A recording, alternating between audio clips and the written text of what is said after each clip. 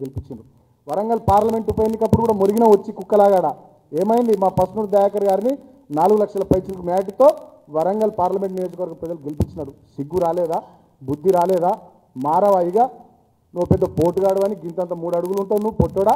నువ్వు వస్తే తెలంగాణలో టీఆర్ఎస్ అధికారం కోల్పోతుంది. సిగ్గుండాలి నీకు. కడుపుకు అన్నం తింటున్నావు, గడ్డి తింటున్నావా? ఎక్కువగా ఊహించుకోకు. నీకంత సినిమా లేదు. నన్ను ఆపుతున్నారు మా వాళ్ళు, మా పార్టీ. జాగ్రత్త చెప్తున్నారు నీకు రేవంత్ రెడ్డి.